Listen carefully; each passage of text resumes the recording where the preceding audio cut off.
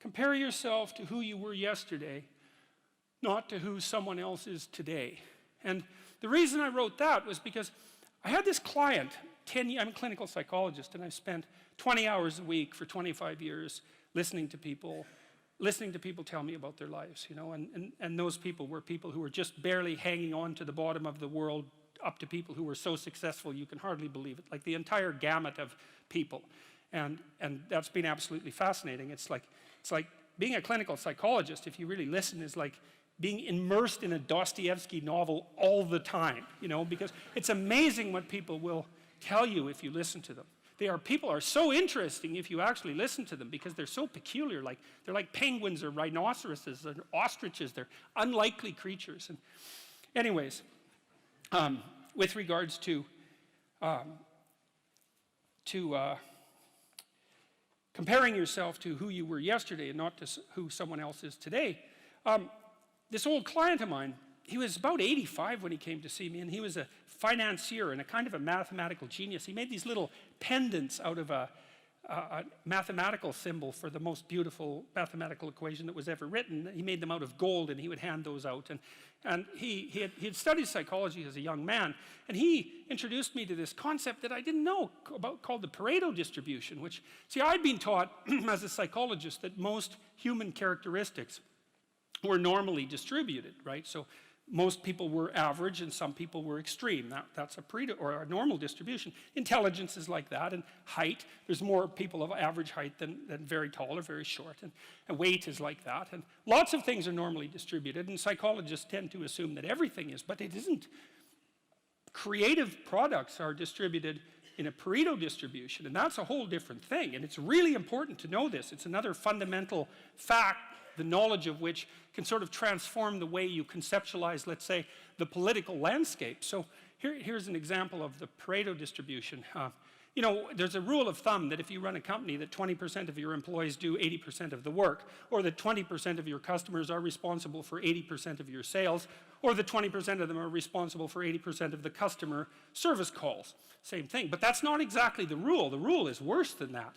The rule is, in a given domain, the square root of the number of people operating in that domain do half the productive work.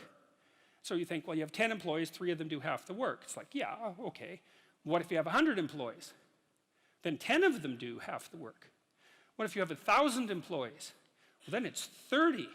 And if it's 10,000 employees, then it's 100. And this actually turns out to be a rather ironclad rule. It applies across very, very many situations. It applies, for example, to the mass of stars and the size of cities. So you can see how universal it is as a law. And it's something like those that have more get more, and those that have less get less. That's the Matthew principle, right? To those who have everything, more will be given. From those who have nothing, everything will be taken away. And the economists sometimes call that the Matthew principle. And so what that lays out is a world that's rife with inequality. So you know, you hear this idea that I think it's the 85 richest people in the world have more money than the bottom 2 billion. That's a Pareto distribution phenomena. And you might say, to hell with capitalism for producing that. It's like, sorry, you got your diagnosis wrong. It's a natural law. It's no matter what society you study, you get a Pareto distribution of wealth. You get a Pareto distribution of number of records recorded. You get a Pareto distribution of number of songs written or goals scored. Like any creative product has that characteristic. And it's partly because as you start to become successful, let's say, people offer you more and more opportunities. And as you start to fail, people move away from you and you plummet. And so, okay, so that's rough. So what it means is that there is always a landscape of inequality. And I'm not saying that we shouldn't do anything about it, although I am saying that we don't know what to do about it.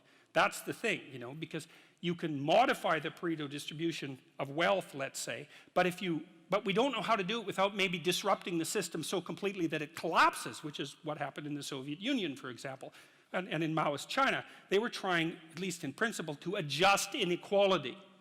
But the cure was far worse than the disease. And the truth of the matter is we actually don't know technically how much inequality there has to be to generate wealth. We can guess, and you could say, well, there should be less, and you might say, well, there should be more. If you're left-wing, you'd say less, and if you're right-wing, you'd say, well, we'll just let the inequality flourish. But we do know that it's inevitable, and we also know that we don't know how to regulate it. So there is inequality. What that means is there's always going to be people around that are better at something than you are. And that's a problem, because you can get jealous and you can get bitter and you can get resentful, and worse, you can get hopeless, you know, because you look like I have this friend of mine. He told me something so funny. He was decrying his lack of success in the world, and he compared himself to his roommate. And he said, you know, his college roommate was doing much better than he was. And his bloody roommate was Elon Musk. It's like, really? Like, it's like, oh, you're not doing as well as Elon Musk. Well, I mean, you can see it would take it rather personally, because they were roommates and everything. It wasn't like he was doing badly. Like, he was doing pretty damn well. It's like, I'm not as good as Elon Musk. It's like, yeah, well, you and like 7 billion other people, you know. But I thought it was instructive because you have to be careful who you compare yourself to. Now, you can't just not compare yourself to successful people, right? Because then you don't have anything to aim at. And one of the things I learned from Jung, this was a cool thing, I'm going to make a real lateral move here. Jung thought the book of Revelation was appended to the Bible because the Christ in the Gospels was too merciful. He was too nice a guy. Now, he's an ideal, right? And Jung said, wait a second, an ideal is always a judge. That's the thing about an ideal, because you're not as good as your ideal, so your ideal is a judge. And Revelation has Christ coming back as a judge, and that was Jung's explanation at the level of the collective unconscious for the pasting of that remarkably strange and terrible book onto the end of the Bible. So, anyways, my point is an ideal you need an ideal because you have nothing to aim at, but an ideal is a judge, and you always fall short of the ideal. So how the hell can you have the benefits of having an ideal without having the crushing blow that goes along with having the judge that always regards you as insufficient? So I was trying to work that out in the chapter, and this is something I've had to work out a lot as a clinical psychologist. It's like, well, let's say you need a goal, but we don't want to let your distance from the goal crush you. So you got to set up a goal, and then you got to break the goal down into parts so that you can move towards it, and you have a fairly high likelihood of doing it. So that's a bit of practical, I wouldn't say advice, it's because it's better than advice. It's some practical knowledge about how to go about achieving an aim. Set a high aim, but differentiate it down so you know what the next step is, and then make the next step difficult enough so you have to push yourself past where you are, but also provide yourself with a reasonable probability of success. It's also what you do with children, right? You want to push them because they need to grow up and be more than they are, right? But you don't want to crush them with constant failure. So what you do is aim high and make the goal difficult but proximal. So anyways, so that's one way of looking at it. But then the next thing is, you know, I've had many clients in their 30s who are trying to, this is more true with women, I would say. A lot of women who are very high achieving and who established their career goals at 30 and then want to differentiate out their life. They want to have a husband, they want to have a family, they're trying to figure out how to do that. And one of the things I've noticed that around 30, you really have to stop comparing yourself in some ways to other people. And the reason for that is that the particularities of your life are so idiosyncratic that there isn't anyone really all that much like you, you know, because the details of your life happen to matter. And so maybe you compare yourself to some rock star or something like that, and you know, the person's rich and famous and glamorous and all that, but you know, they're alcoholic and they use too much cocaine and they've had 3 divorces, and it's like, how the hell do you make sense out of that? Is that someone that you should judge yourself harshly against or not? The answer is you don't know, because you don't know all the details of their lives. And who do you know that you can compare yourself to? That's easy. You. Yesterday. So here's a good goal. It's something like, well, aim high.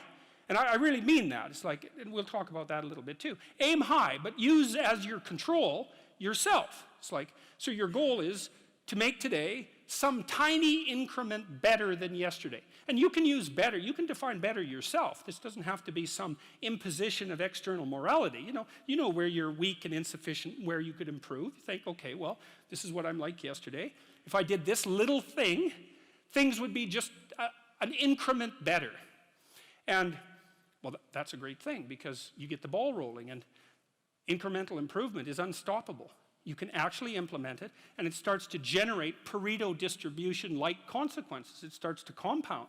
And I've seen that happen in people's lives over and over. Well, people write me all the time and tell me that they're doing that, but I've seen that happen in people's lives continually.